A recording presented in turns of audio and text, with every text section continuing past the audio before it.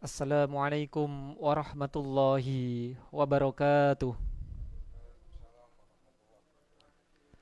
Alhamdulillahi rabbil alamin wa bihi nasta'in ala umurid dunya waddin wassalatu wassalamu ala asyrafil anbiya'i wal mursalin wa ala alihi wa sahbihi ajma'in amma ba'd.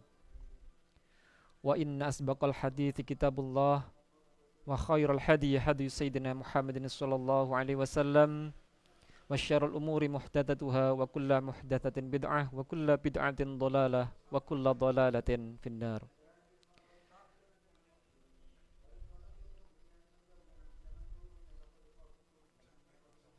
Subhanaka la ilma lana illa ma 'allamtana innaka antas samiul hakim. Yang terhormat Ketua KP Ansor Ranting Blingoh beserta segenap jajarannya, Ketua Rijalul Ansor beserta segenap jajarannya, Ketua atau Kepala Komandan Satkorkel Panser Ranting Blingoh beserta segenap jajarannya, para sahabat Gerakan Pemuda Ansor Ranting Blingoh yang hadir pada malam hari ini di majelis yang insya Allah mubarak ini. Pertama-tama, marilah kita membuka majelis yang insya Allah mubarak ini, majelis taklim ngaji posonan di bulan Ramadan, puasa yang ke-15 Ramadan, dengan bacaan suratil Fatihah yang pertama-tama kita tujukan kepada Nabi Agung Muhammad sallallahu alaihi wasallam. Kedua kalinya kita haturkan kepada para masyayikh, para muassis Nahdlatul Ulama, kepada para sesepuh Nahdlatul Ulama Ranting Blingoh, kepada para sesepuh KP Ansor Banser Ranting Blingoh, wa khususon ila muallifi hadal kitab Syekh Ahmad bin Husain bin Ahmad Al-Aswihan rahimallah ta'ala wa nafa'ana bihi wa mi'ulumihi fid darain amin. Liridho illahi wa li syafa'ati rasulillah, lahumul fatihah. A'udzu billahi minasyaitonir rajim. Bismillahirrahmanirrahim. Alhamdulillahi rabbil alamin arrahmanir rahim maliki yaumiddin iyyaka na'budu wa iyyaka nasta'in ihdinas siratal mustaqim siratal ladzina an'amta 'alaihim ghairil maghdubi 'alaihim waladdallin rabbighfirli wa liwalidayya wa lijami'il muslimin amin. Sahabat-sahabat semua yang kami hormati, pada malam hari ini, yaitu di bulan Ramadan yang ke-15, betul ya? Yang ke-15 ini di ngaji posonan, yang mana ini adalah kegiatan dari Rijalul Ansor, GP Ansor Ranting Blingoh. Saya mengucapkan terima kasih banyak telah diberikan waktu pada malam hari ini untuk ngaji bersama di majelis ini, yang mana ini adalah kesempatan bagi kita semua untuk belajar di bulan Ramadan, yang mana pahalanya di bulan ini adalah berlipat ganda. Pada malam hari ini kita akan belajar bersama-sama, yaitu kitab yang mungkin sudah kita kenal semua. Sudah pasti ini adalah kitab yang masyhur, yaitu Matan Abu Suja' atau Al-Ghoyah wat Takrib. Sebelum kita mempelajari kitab ini, ya tadi kita sudah kirim Al-Fatihah kepada musannif atau pengarang kitab ini, yaitu Syekh Ahmad bin Husain bin Ahmad Al-Aswihani atau yang dikenal dengan Abu Suja', bapaknya para pemberani. Sekilas tentang pengarang kitab ini, yaitu Syekh Abu Suja'. Beliau adalah imam yang masyhur di kalangan madhab Syafi'i, yaitu seorang alim dalam ilmu fikih dan berbagai ilmu lainnya, yang mendapatkan panggilan dan kunyah Abu Suja'. Kenapa beliau mendapatkan panggilan atau kunyah Abu Suja'? Karena beliau adalah seorang ulama yang terkenal pemberani, yaitu memperjuangkan keadilan, memperjuangkan kebenaran tanpa takut terhadap cacian dari orang-orang lain. Beliau mengarang kitab ini sekitar tahun 485 Hijriah. Kalau sekarang 1445 berarti sudah lebih dari 1000 tahun Hijriah. Kitab ini itu sudah eksis atau berada ya. Maka dari itu keberkahan kitab ini itu sudah cukup terbukti. Bagaimana kitab ini itu sudah dibahas di berbagai kalangan, mulai dari santri, mulai dari kalangan pelajar, dan di berbagai halaqah taklim.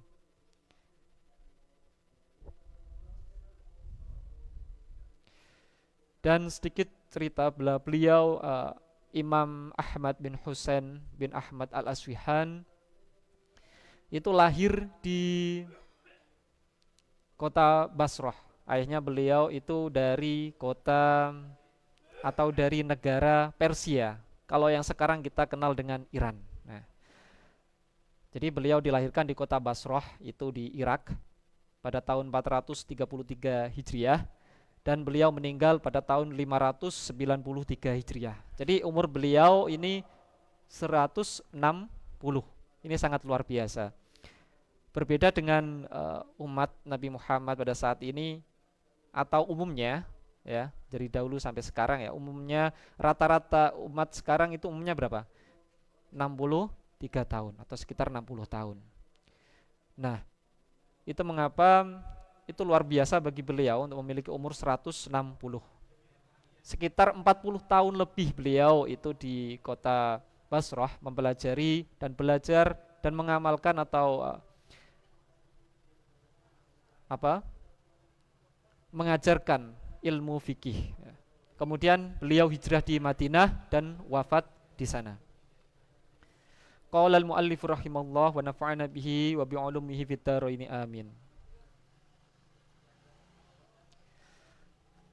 Pada malam hari ini kita akan belajar bersama tentang kajian pada bab khusus yaitu Kitabus Syiyam, yaitu bagian bab yang menerangkan tentang puasa. Mungkin tidak banyak yang kita baca pada malam hari ini, akan tetapi semoga sedikit banyak yang sudah atau yang akan kita pelajari ini bisa bermanfaat, kita bisa mengamalkannya untuk kehidupan sehari-hari, bisa bermanfaat fitini wad dunya wal akhirah. Amin amin ya rabbal alamin.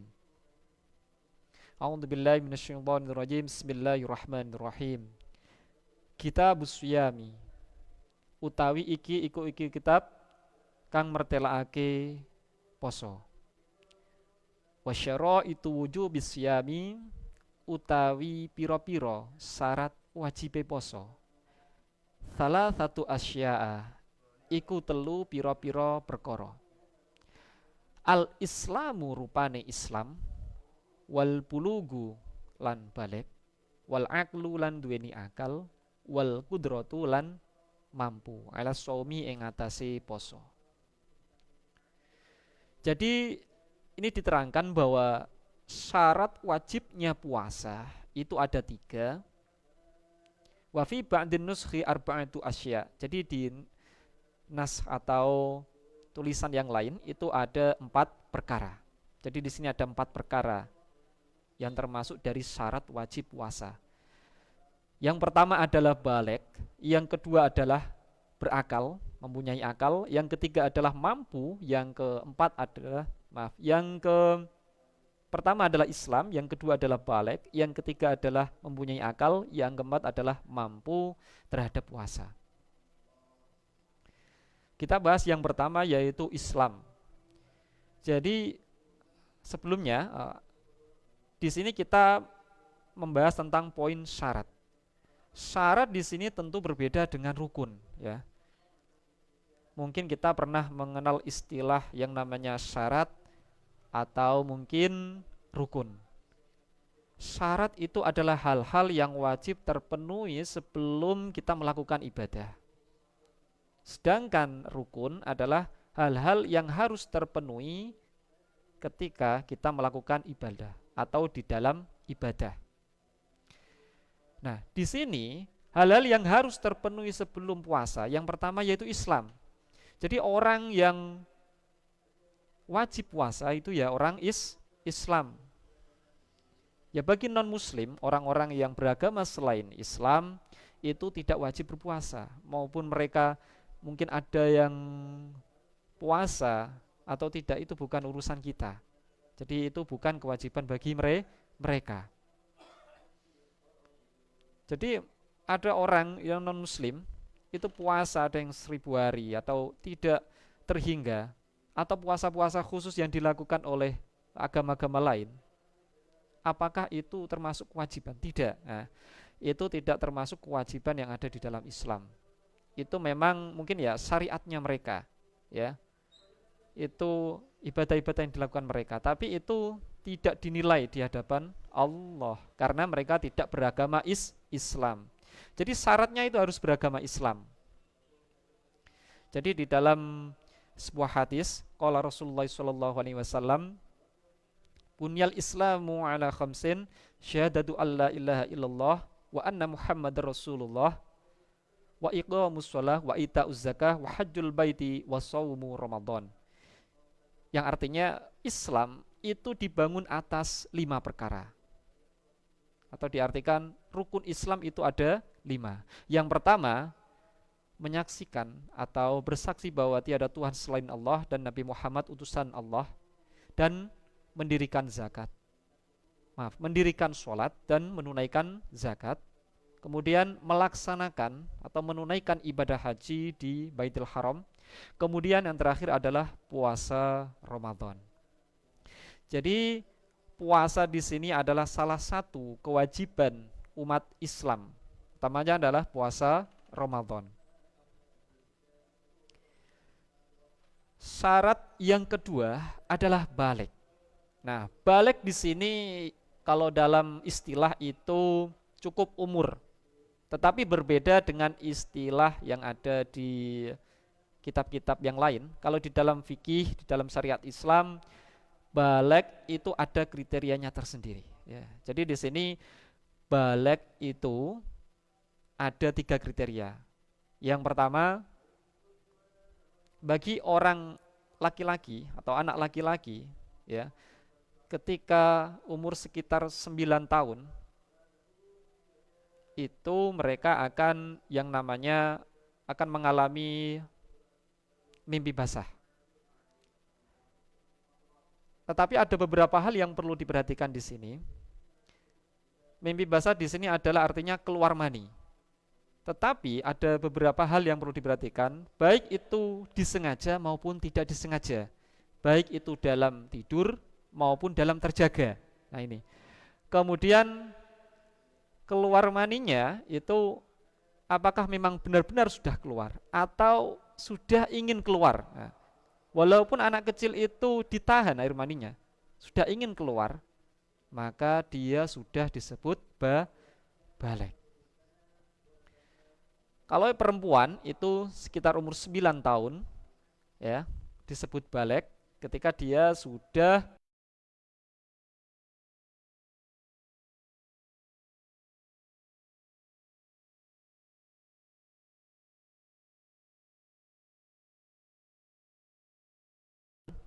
15 tahun, maka keduanya otomatis balik. Jadi ada orang ketika umur 15 tahun itu tidak pernah mengalami inzal atau keluar mani. Akan tetapi di sini dia tidak mungkin tidak disebut balik. Jadi di umur 15 tahun dia otomatis terkena hukum balik. Balik di sini itu yaitu artinya adalah dia wajib menjalankan semua syariat Islam, atau disebut dengan mukallaf, orang yang dihukumi atau sudah wajib melakukan perintah-perintah dalam Islam. Kemudian selanjutnya syarat dari puasa adalah berakal. Jadi berakal di sini orang-orang yang mempunyai akal. Berarti orang yang tidak mempunyai akal itu tidak wajib puasa. Orang yang mempunyai orang yang tidak mempunyai akal itu terbagi menjadi dua, yaitu disengaja maupun tidak disengaja. Tidak disengaja itu berarti orang yang memang ada gangguan jiwa, itu tidak wajib puasa. Kalau orang yang disengaja tidak mempunyai akal, berarti orang yang meminum khamr atau minuman keras. Jadi ketika waktu imsak dia itu kehilangan akal karena mabuk, maka dia tidak wajib puasa. Tidak sah puasanya. Jika dia berpuasa, maka dia wajib mengqadha di luar Ramadan yang sudah puasanya ia tinggalkan. Dan selanjutnya syarat yang keempat adalah wal qudratu 'ala shaumi, yaitu mampu terhadap puasa. Jadi orang yang tidak mampu terhadap puasa itu tidak wajib berpuasa. Contohnya adalah orang yang sedang bepergian jauh lebih dari 81 km. Yang kedua adalah anak-anak kecil pastinya yang mungkin ya belum mampu untuk berpuasa, dan tentu di sini juga belum balik. Kemudian orang-orang yang sudah tua yang memang tidak mampu untuk berpuasa. Jadi orang-orang tersebut itu tidak wajib untuk berpuasa. Tetapi ada keterangan selanjutnya, semisal musafir itu nanti bagaimana, kemudian orang yang tua itu tidak wajib berpuasa, kemudian bagaimana, itu ada keterangan di poin selanjutnya ya. Nah, itu adalah syarat dari puasa, sesuatu yang harus ada sebelum melakukan puasa. Jadi syarat ini ketika salah satu tidak terpenuhi, maka dia tidak wajib berpuasa. Semisal ya, ada orang Islam, kemudian dia balik, kemudian dia berakal, tetapi dia tidak mampu untuk berpuasa. Misal dia sangat tua renta, kesehatannya itu sudah tidak baik untuk berpuasa, maka dia tidak wajib berpuasa. Atau misal orang Islam, dia balik, dia masih muda, tetapi dia itu kehilangan akalnya, misal mabuk, maka dia tidak wajib. Akan tetapi dia dosa besar karena pada hari itu dia mabuk, tidak bisa berpuasa dan meninggalkan puasa. Oke. Selanjutnya, qala al-mu'allif rahimahullah wa nafa'ana bihi wa bi'ulumihi fid dharain amin. Wa faraidus shaumi, lan utawi pira-pira fardune poso, arba'atu asya'a, iku papat pira-pira werna. An-niyatu rupane niat, wal imsaku lan ngeker nahan, anil akli saking mangan, wasyurbi lan ngombe, wal jima'i lan kumpul, wa ta'ammutil qai'i lan jarak mutah. Di poin ini itu dijelaskan tentang fardunya puasa, atau dalam bahasa lain rukun dari puasa. Jadi kewajiban-kewajiban apa saja yang harus dilaksanakan di dalam puasa. Jadi ketika orang sudah melakukan puasa itu wajibnya apa saja? Yang pertama adalah niat. Ya, niat di sini adalah kerenteke ati. Jadi niat ini dilakukan juga ketika di malam hari, utamanya ketika kita puasa wajib ya. Ini harus dilakukan di malam hari. Niat puasa ini ada beberapa hal yang perlu kita ketahui. Yang pertama adalah ketika kita puasa Ramadan misal, dulu ketika di awal puasa Ramadan, di awal tarawih, kita ada dua niat yang kita baca. Yang pertama niat untuk hari pertama puasa, yang kedua adalah niat untuk 1 bulan penuh. Jadi niat 1 hari puasa itu kita mengikuti Imam Syafi'i. Jadi setiap hari kita berniat, setiap malam kita berniat untuk hari selanjutnya. Tetapi satu niat yang kita niatkan di awal puasa atau di awal malam tarawih itu mengikuti Imam Maliki. Jadi itu untuk berjaga-jaga bagaimana mungkin ya nanti kita lupa di malam hari ketika untuk berniat. Yang perlu diperhatikan juga adalah niat ini di sini adalah kerenteke ati. Berarti ketika kita mengucapkan niat dalam bentuk bahasa Arab maupun artinya bahasa Jawa, kita berusaha bagaimana hati ini itu mengikuti niat engson poso Ramadan, atau yang artinya nawaitu somanggotin anata ifardhi syahri Ramadan hadis sanati fardhalillahi ta'ala. Nah, engson anakani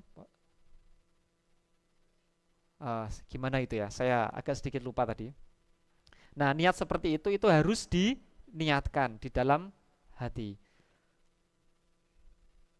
Jadi tidak cukup diucapkan di mulut saja. Kemudian untuk puasa Ramadan itu wajib kita menyebutkan kata wajib di dalam niat kita. Jadi puasa Ramadan itu hukumnya wajib. Maka di niat kita juga diwajibkan untuk menyebutkan kata wajib. Kemudian yang kedua adalah wal imsaku anil akli wasyurbi, yaitu menahan makan dan minum. Jadi ini sudah maklum, sudah diketahui oleh semua orang bahwa puasa itu harus menahan makan dan minum, baik itu sedikit maupun banyak. Jadi mungkin ada orang yang berpandangan enggak apa-apa itu sedikit. Ya, misal sisa makanan yang ada di mulut kita, di sela-sela gigi, mungkin dengan sengaja kita makan, maka itu bisa membatalkan puasa. Tapi kalau tidak sengaja, maka itu tidak membatalkan puasa.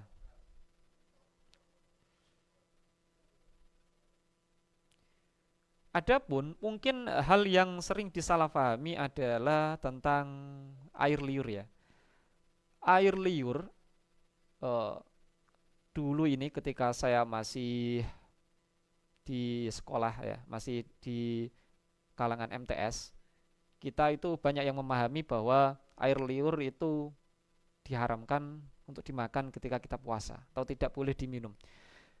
Tetapi sebenarnya boleh ya kita meminum air liur, tetapi sewajarnya. Ada 3 hal yang perlu diketahui. Yang pertama, ketika air liur itu bersih dari hal selain air liur, misal benda-benda asing ya, kotoran ataupun yang lainnya, misal darah dari gigi kita atau sisa makanan, itu boleh kita minum, tetapi sewajarnya. Tidak boleh kita mengumpulkan air liur kemudian kita minum secara serentak. Nah, ini tidak boleh. Kemudian wal jima'u dan melakukan hubungan seksual. Nah, jima di sini adalah melakukan hubungan sosial, hubungan seksual ya. Jadi hubungan suami istri. Ini sudah pasti tidak boleh dilakukan ketika kita puasa. Jadi menahan untuk berbuat berhubungan suami istri di siang hari, mulai dari terbit fajar shodiq sampai dengan terbenamnya matahari. Nah, di malam hari diperbolehkan. Di malam hari diperbolehkan. Dan jima ini memang benar-benar harus dihindari, karena di akhir nanti dijelaskan bahwa jika suami istri itu melakukan hubungan badan di siang hari di bulan Ramadan, itu hukumannya sangat berat. Jadi wajib baginya puasa selama 2 bulan berturut-turut, tidak boleh terpotong. Nah, itu hukuman ketika melakukan hubungan badan di siang bulan Ramadan. Dan yang terakhir adalah wa ta'ammudul qai'i, yaitu menyengaja untuk muntah.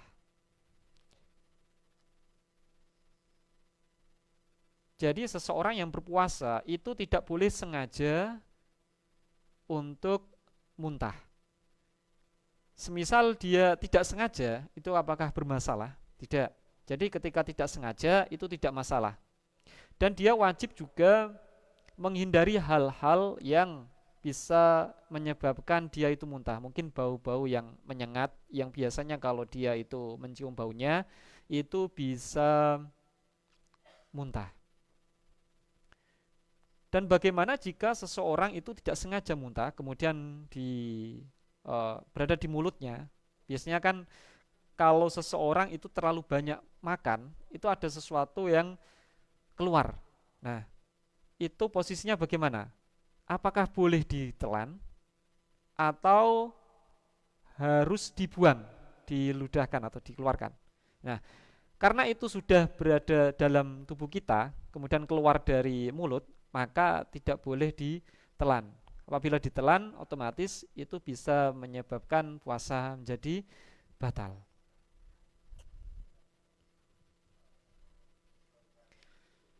Jadi itulah beberapa hal terkait dengan syarat dan fardu puasa yang sudah diterangkan di dalam kitab ini. Semoga apa yang sudah kita pelajari beberapa hal terkait dengan syarat dan fardu puasa bisa bermanfaat bagi kita. Demikian mungkin kajian ini kita teruskan di pertemuan selanjutnya mengenai puasa di poin-poin selanjutnya.